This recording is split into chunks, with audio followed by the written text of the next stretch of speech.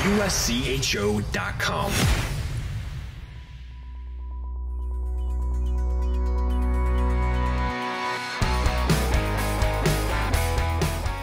Welcome to USCHO Weekend Review from Monday, November 6th, 2023. I'm Ed Trefzger alongside Jim Connelly and Derek Schooley. Well, we're going to start right out with the number one team in the country coming into the weekend and probably coming out of the weekend, number one Boston College. They swept back-to-back 3-2 victories over UMass Lowell, who's always tough. And I imagine those were pretty good games, Jim. Yeah, I had the pleasure to call both of them over the weekend, and great games. UMass Lowell gave BC everything they could handle, but BC handled it. Special teams, the difference. I think on the actual weekend itself, UMass Lowell 5-on-5 outscored Boston College, but BC with 3 power play goals, 1 on Friday, 2 on Saturday. Lowell held off the board, and I think it was 10 or 11 power play opportunities on the weekend. BC's as advertised. Now that I've seen them in person, and I've seen this USA line of Will Smith, Ryan Leonard, Gabe Perreault, really special. They know where each other are on the ice. You add in, like defensemen like Drew Fortescue and Aaron Manetian, I should say. How deep can this team get with freshmen? I talked to Greg Brown a lot this week, and he talked about needing senior leadership just to kind of guide the ship, but really this team is led by freshmen and sophomores. Jacob Fowler and Net gave up a bad goal each night. Both times was the second goal. Probably could have let the game get off the rails, but he stayed kind of calm and stable. I like this BC team. They have some holes, and I think youth is probably one of them, but there's so much talent in this youth. I like this team. This could be a very dangerous club. I want to watch as this freshman class progresses, and even watch some of these sophomores. Cutter Gauthier, I haven't even mentioned him yet, and he's phenomenal. Scored a goal both nights, and he's a sophomore. He feels like a veteran on this team. That's how young it is. But they're as advertised, and they are. Rightfully, I think the number one team in the poll right now. I was waiting to see when you'd go with Gauthier. You were right. I mean, that just shows you how deep they are right there. Yeah. I think a big thing you're going to see right now, and obviously Hockey East has some really good teams at the top. There's some challenges coming from the bottom, teams that are trying to look to establish themselves. And I wouldn't say bottom, but this is going to be a really interesting weekend moving forward when they go to Maine. Yeah. And they got Maine and then UConn. 2 teams that have been in the mid-packs, kind of on the cusp, see where they kind of fall in the mix. And that had to be a great series. I didn't get a chance to see either one of your games live, but going back looking at the highlights, it looked electric, and they've got a really, really good hockey team. Well, how about Wisconsin? As we were talking last week with Todd Molesky, who covers the Badgers for the Wisconsin State Journal, I thought, give Mike Hastings a couple of seasons and they'll be right in the mix. Here they are, 9-1. They sweep Michigan at home, 5-4 and 2-1. They pack the Kohl Center, not sell it out, but over 10,000 people. In fact, on Saturday, they had to open up some of the upper decks in order to allow more space in there. First of all, let's talk about that. And then second of all, Derek, we're going to follow up with you on the coach's challenge and what you think about the rule. But first of all, what do you think about these Badgers? Well, I think that, first of all, the Kohl Center, we played there way back when Kyle Turris played his first games, and that place was electric. It was loud. The fans were on top of you. It was not a sterile environment, and it got that way a little bit the last couple of years. And to be able to see that, I mean, we all knew that Mike Hastings was going to get them going again. I don't think anybody knew how quick that was going to happen. And they've went in and they've beat some really good teams the last couple of weeks with Minnesota and now Michigan. And I think the sky's the limit for this team. I think he's got resources that he didn't have at Mankato, and they still had some pretty good resources there. And I don't know. You can't really argue with the success that they've had. No, I mean, this is just getting more impressive every single week. You saw the early goings and you're like, yeah, this is a pretty good team in Wisconsin. And it's Nice story. yeah, but wait till they play Minnesota and wait till they play Michigan. Okay, they've now beat them both 4-0. I mean, I was looking, online. You throw in the women's team and they're 21-1 on that campus right now. I mean, if hockey is, not the premier sport and the Kohl Center is not the place to be, my gosh, I'm glad to see the crowds came out for this and that this is building again. Because as you said, Derek, I mean, that is a building that goes crazy. And, they scored that late goal on Saturday on the power play to win the game, and that building went nuts. And I'm happy for Mike Hastings. I'm happy for the people of Madison. They love this sport there. They love their sports in general, but they love hockey. And, I don't know if they want to be known as a football school and a basketball school all the time. At least the hockey fans don't want that. And I'm glad to see that they can be back and appreciate the club that they now have. Speaking of that power play goal late, that came after Michigan challenged a play. They didn't have a timeout, and they lost the challenge, and so they had to take a minor penalty. And that gave Wisconsin the opportunity for that game-winning goal. This was a modification in the rule so you could keep challenging after you didn't have timeouts. What do you think of the rule, Derek, especially now that you're back behind the bench? And we have talked about this at the Frozen Four. We've beat this to death. There are way too many reviews. I'll use our women's game for example. They're on Sportsnet Pittsburgh last week, and right off the bat, you're trying to get a big audience, 15-minute review. I mean, I watched Big Ten last night. There was an 8-minute review, back-to-back reviews on the same play. I just don't think there's enough of a penalty. And if we want to speed it up, let's make it a penalty. If you challenge and you're wrong, timeouts to me are nothing. You burn timeouts. You can find a way to milk a timeout. I know, Ed, you were talking when there's 3 TV timeouts, you get them. I mean, you can find a way, whether there's a delay, whether there's somebody hurt, you could talk to people. Timeouts are not that big of a deal, and people are just challenging things just on a hope. And then there's problems with them in the building. Then they can't get the right review angle up. It just slows it down. I think it would really stop it if there was a penalty, if there was some teeth to the rule. I thought this from watching when I was just on with me and you guys, that by adding the extra timeout, everybody's like, oh, this will speed things up. I think it slowed it down a little bit. And how many penalties have you seen? Not many. No. Because nobody then will want to try to challenge it. Yeah. They'll throw a challenge around for a timeout easily. But when they go to the point where it's a penalty, they don't. I think it needs to be a penalty.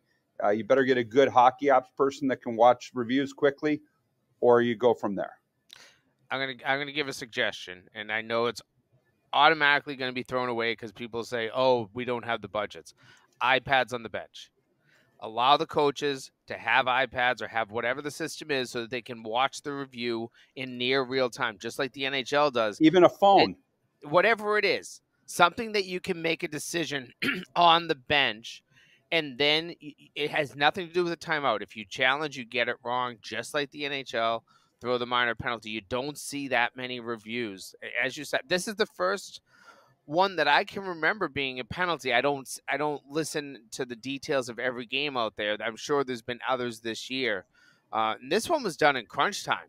I mean, you're talking the penalty was called inside the last 2 minutes, and then the goal was scored inside the last minute. But it's one of those situations. I agree with you, Derek. If every time, the other thing too is you're getting your timeout back in overtime, so you might end up getting 2 incorrect challenges in a game. You're right. I think that we're getting too many reviews, knowing that you lose your timeout. Who cares? Like, coaches, we're weaponizing our timeouts. Yeah, I don't know that makes a ton of sense to me. I think that if you really want to speed the game up, make it more watchable, put the minor penalty in right from the get-go. You'll get less challenges.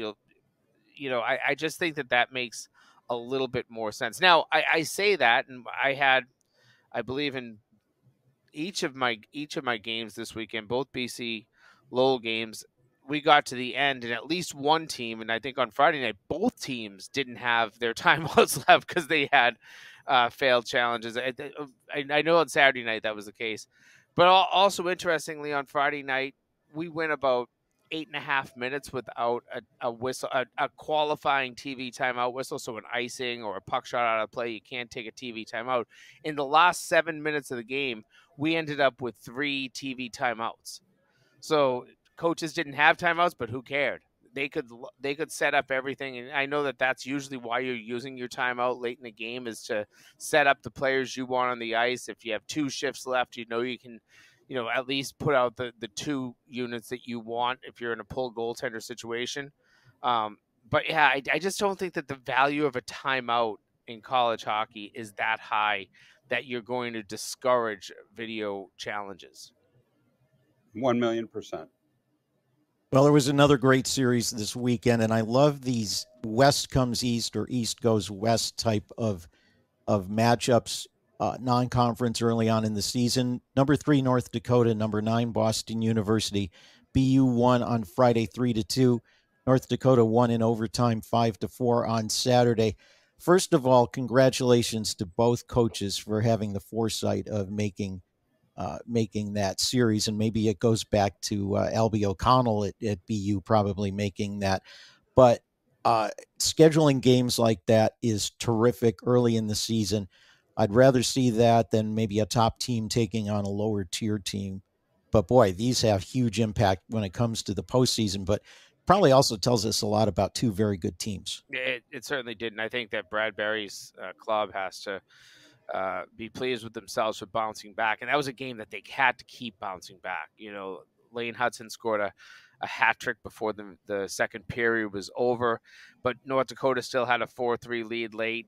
BU scores late in the game, and then North Dakota, I believe, was 20 seconds into overtime. A beautiful goal, basically right off the opening faceoff, that sealed the deal.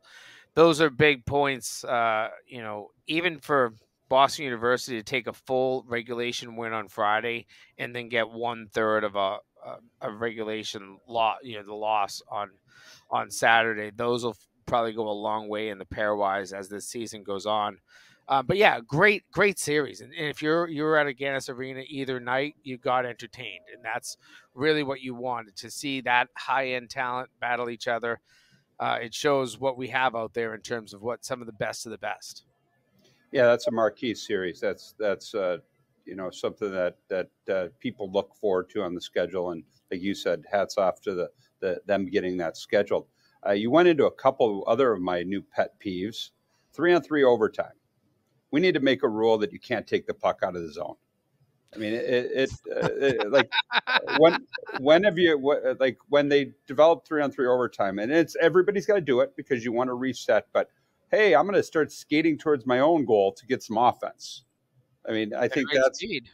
Generate speed, and we see more. Glad to see a winner in that game, first of all, because there's been so many that really, I think we thought 3-on-3 overtime would be really exciting, and I think it's really kind of come to a crawl a little bit, and that's one, and then obviously the shootout we talked about last week. I saw Penn State won one night in a shootout 3-2, and Notre Dame won the other night in a shootout 3-2. It's a tie. Nobody won. And I think the one thing that also needs to happen, and you mentioned it there, Jimmy, and I guess I'm on a soapbox today of my opinions, but everybody needs to know that the pairwise has changed in overtime wins and losses. It was changed. It's now 67% to 33, because in the Big Ten network the other day, they were talking about 55-45, and it's changed. It is it's bigger now. And that was a big win. Yeah, our next one that we're going to talk about, Stonehill. If at least Arizona State won in overtime to get 67% compared to 33 or 50-50 split. Yeah, and I want to come back to one thing on that before we move on to Stonehill. The 3-on-3 overtime, you talk about not coming out of the zone. Some of that resetting and maintaining possession has found its way into the rest of the game. And you see teams doing that more often during 5-on-5 certainly on a power play, doing a little bit of a reset and trying to get some momentum into the And, zone. Is it and because of that, or 4-on-4 too? 4-on-4 You too? really see it in 4-on-4 play. Right. I mean, is that a result of that, or is it just a little bit of a change in how you think about possessing the puck? I think it definitely stems back to what you've learned in 3-on-3. You'd rather come into a zone with some speed, and especially 3-on-3, we have so much open space. You beat one player, and you've got a 2-on-1. It's that simple. You have some sort of an odd man opportunity. It's all about isolating. It's the same thing as a power play when you're 5-on-3. What you're trying to do down low and isolate and try to get that cross pass. You get that almost automatically as soon as you have one player beat up ice in 3-on-3 overtime. You're just trying to find the speed. So I can't agree with you on that one, Derek. I actually love the reset. I love teams pulling it back because, as I say in every broadcast, when we get to 3-on-3, all this is about puck possession. This is a puck possession battle, and I think that those are stuff if I was a coach, I'd want to see my team using that in practice all the time to figure out how they win their puck battles. I'm not saying I'm not using it. I'm not saying I'm not using it. I'm just saying that I don't think that was what people envisioned when they started 3-on-3 overtime. They thought, hey, it was going to be up and down, back and forth, track meet, and somebody was going to score, and you'd spring people, and there'd be 2-on-1s and breakaways. There's not. Right. I mean, you see a lot of defensemen setting up behind the net and rotating in forwards, and then a forward going behind the net and rotating in the other defenseman. So there's a lot of that going on, sort of like changing your power play unit or something like that. Yeah. But that too, like everything else, I imagine will evolve. Somebody will find some formula and everybody will start duplicating it, which seems to happen along the way. Well, we mentioned Stonehill, very close to getting its first Division I win. They were up on Arizona State 4-1 going into the third, or in the third, only to have the Sun Devils rally to tie it in then win in overtime 5-4. Boy, Stonehill getting close. It's been a slightly rocky road for Arizona State, but they pick up that it would be 67% of 1.2, so roughly 0.8 of a win out of that one. And at home, Stonehill gets a third. No, the games were in Arizona. It was in Arizona. It was in Arizona. So, the other way around then. So 2/3 of it. Okay, so it's like 0.5. Yes. You do the math at home. Yeah. Anyway. So, but for Stonehill getting close, and nobody is immune from an upstart coming after them. You have to be ready. That's the whole thing. And Derek, you know it. You can tell your players all they want. They can hear it.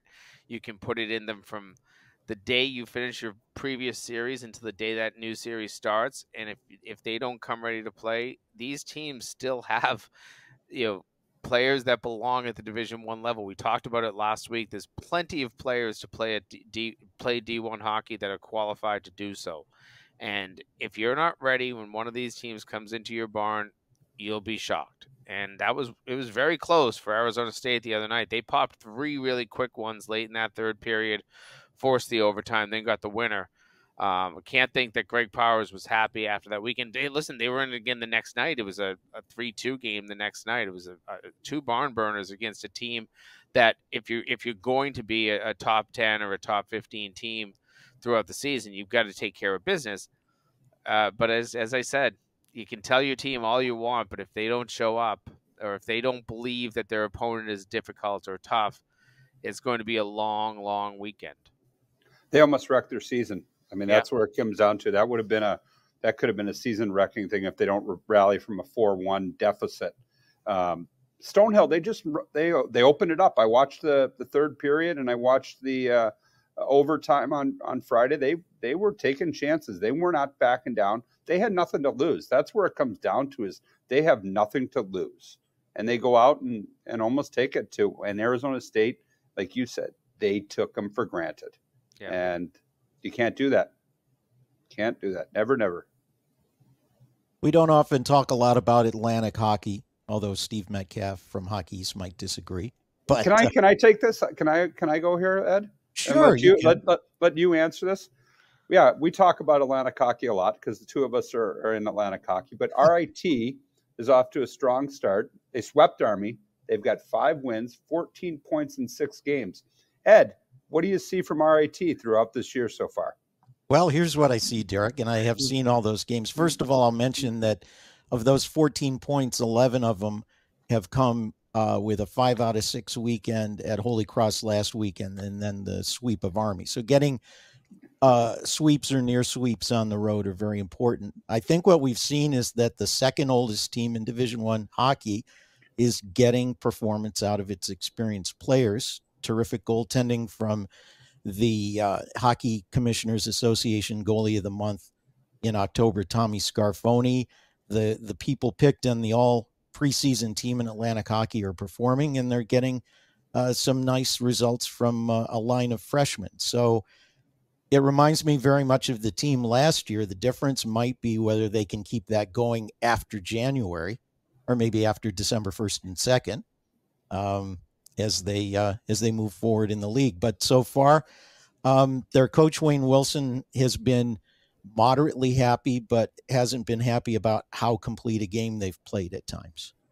Well, see, we needed more Ed. That's what it was down to, getting more Ed. Well, I just can't wait till next week's episode that begins. Welcome to USCHO Weekend Review. I'm Derek Schooley, joined by Ed Trefzger. How'd I do? Did I do good? That was great. That was pretty good. Yeah. But you know, on.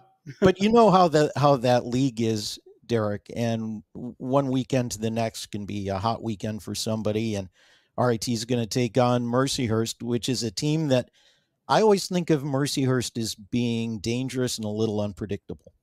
Yeah, they are. And I think the biggest thing is you said it, RIT is getting sweeps.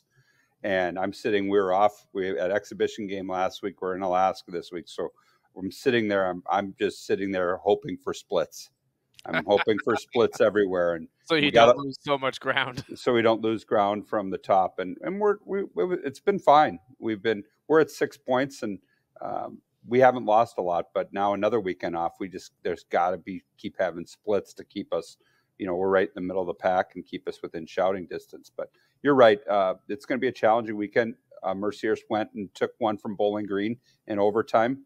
And then they played 2 ties to the league and then won both shootouts. So they've taken advantage of the shootout so far. Their goaltender, Owen Say, has been very good this season.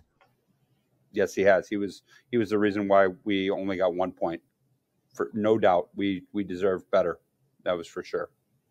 Let's take a look at the ECAC. Cornell at 4-0-0 is the only team without any blemishes. But Jim, as you've pointed out, maybe the surprise right now is Dartmouth. They're off to a terrific start. Yeah, it's one of those things of, how long would it take? Reed Cashman, fantastic coach. You knew that he would get in there. Coming in during COVID, your first season gets canceled, and then all that you have to do to kind of rebuild a team, and you lose some players, you have to fill some holes, all of those things that go in, and you're an Ivy, and there's a lot of challenges that he faced as a coach out of the gate. We've seen a lot of success out of some of these first year, second year, third year head coaches at certain schools. But he's doing a good job. I'm not surprised. A shootout, getting the shootout victory to get the extra point in the standings on Friday night. And then it seemed like a great crowd there on Saturday night up in Hanover for the game against Princeton. They still did get the minor penalty for throwing tennis balls on the ice after the first goal, but that I think they can take in stride. They ended up with a 5-4 victory, and they could roll. This is a team that could move up in the standings. They've struggled for a couple of years now, and if they get into that top 6 by the midway point and stick around there, you see them start to move up, and they could be battling for that first round bye in the ECAC. Yeah, Reed's a good coach, good person. You knew that he would get it going. He comes from the Rand tree is kind of filtering out with Bill Riga, your former. Didn't you go to college with him? Yes. Okay. So you knew that Rand was that Reed was gonna get that going. He's too good of a guy. He went to Washington to learn a little bit more, and he's ready for this opportunity. And you get your first head coaching job, and next thing you know, you got to sit the whole year in COVID. And now he's finally recovering from that, because they did lose players during that. And now they're recovering from getting his players back. So good for him. Hasn't this been a tough stretch during the post-COVID years and the extra year of eligibility for all the Ivies, but particularly the ones not named Cornell and Harvard? You don't get to have the grad student year in the Ivies, and it really puts you at a bit of a disadvantage when it comes to the transfer portal or keeping a player an extra year. Well, I think that it was hard to manage. I have a nephew that plays football at one of the Ivies, and he had to take a year off school so he could maintain eligibility. And if you didn't do that as a hockey player, football is a little different, because that's only one of your 2 semesters. He's back for his last semester there right now. But if he didn't do that, he would have basically lost an entire season. It's difficult, and I think that not everybody knew how to approach it. Not every coach knew how to approach it. And then you had a situation where you had Reed coming into Dartmouth. You're just getting in there, and you're facing these issues of what should we be advising our players to do. And some teams came out better than others, and some teams really got demolished in that off year. So I look at all of these teams starting to rebuild, but the pace is different based on which school you're at. Well, with that, we have a whistle, which means we can take our media time out finally. We'll be back to look at the Friendship 4 in Belfast, plus the out-of-conference records around the leagues and independents when Weekend Review continues. And we're going to go to instant replay, too?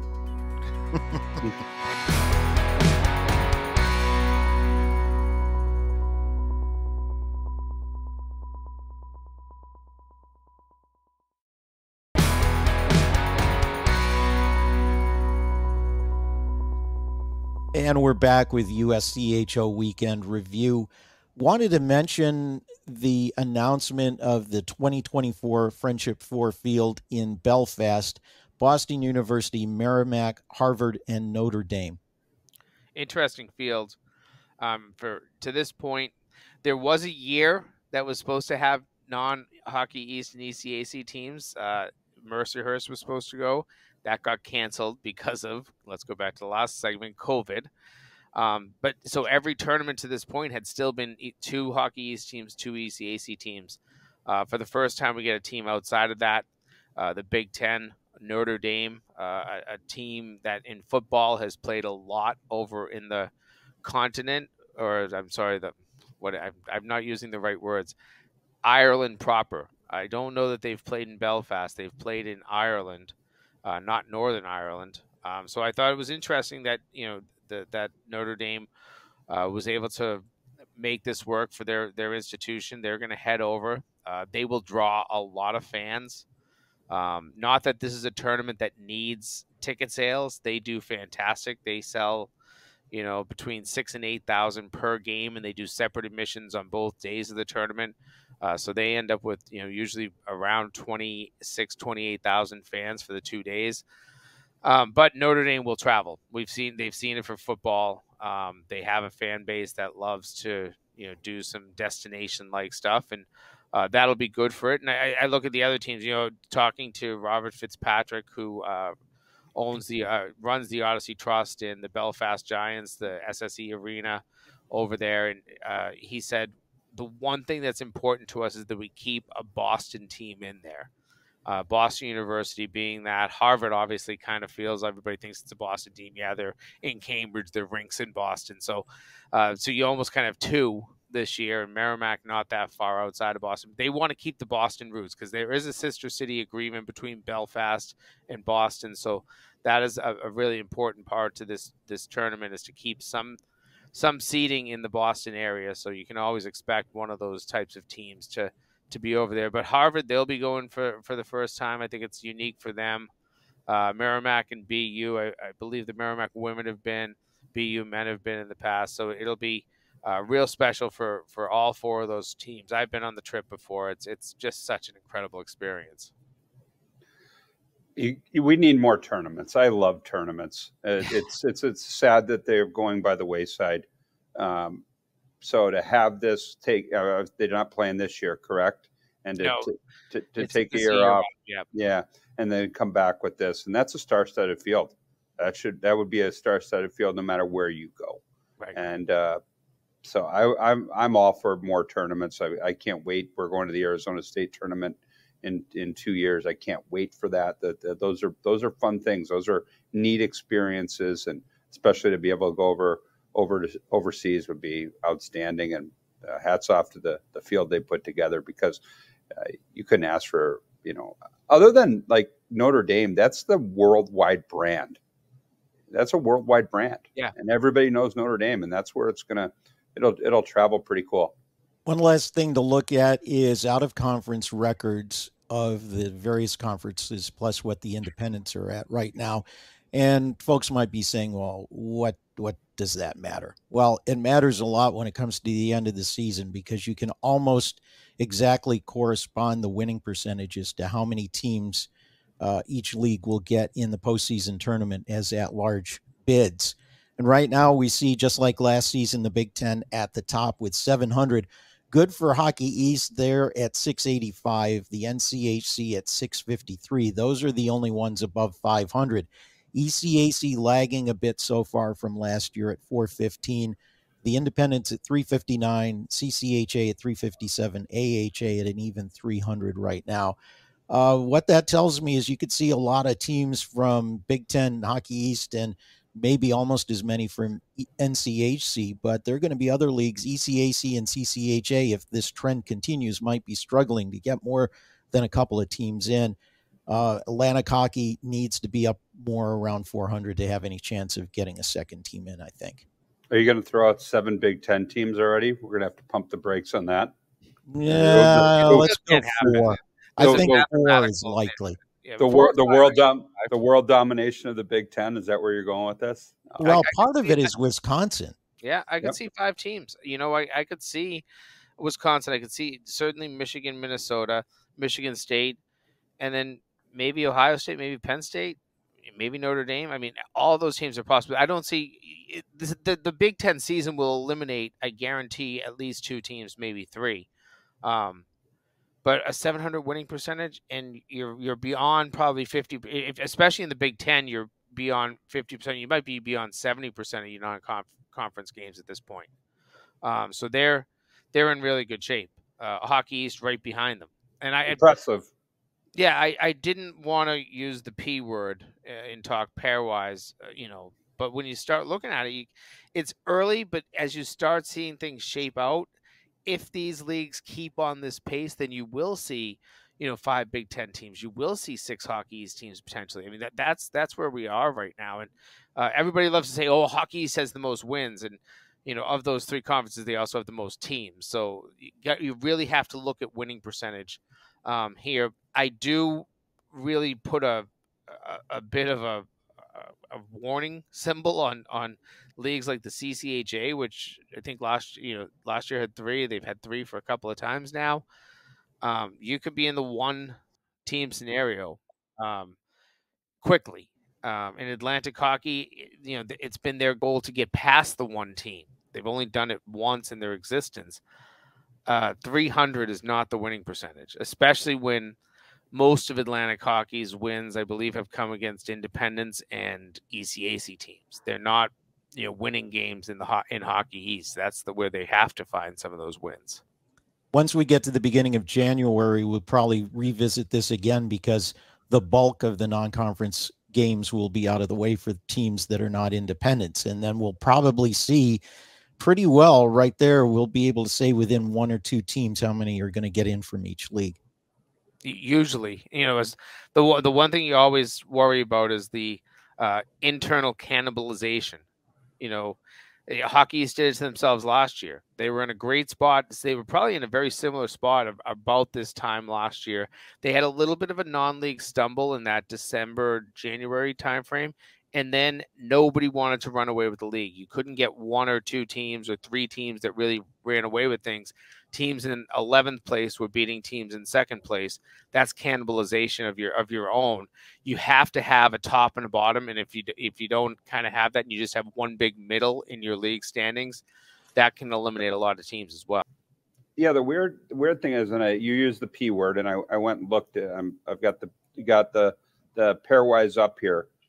I don't think you're going to see some teams that are going to drop. You got Alaska that's high. You got Augustana that's high.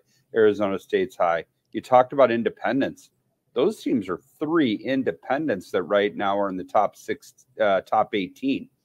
I don't see that being sustainable amongst them, because I do believe they are going to start playing each other a little bit. Correct. So I think that might cannibalize those 3.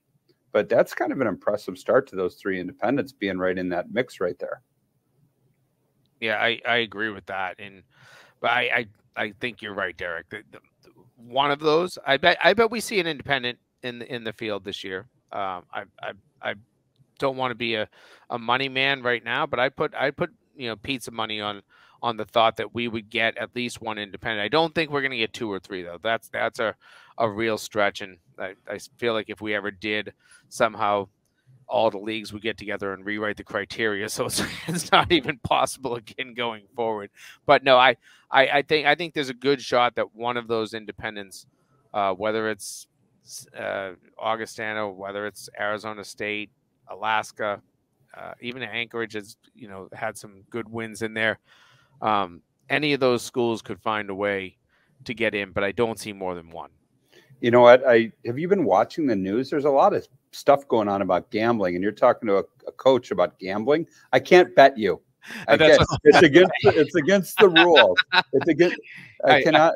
I said that more toward Ed. How's that? Okay. Well, and then, I would take that bet though, because I don't think there will be an independent. And and Jim and I always say, and our buddy Dan Rubin also in our USCHO Edge podcast, none of us put any money on college hockey, and I don't put any money on anything. I'd rather eat the pizza than bet the pizza, actually. As long as I can keep winning in the Cricket World Cup, I'm fine. There you go. Well, why don't we wrap it up right there for this week's edition of Weekend Review. For Jim Connelly and for Derek Schooley, I'm Ed Trefzger, and we'll see you next week.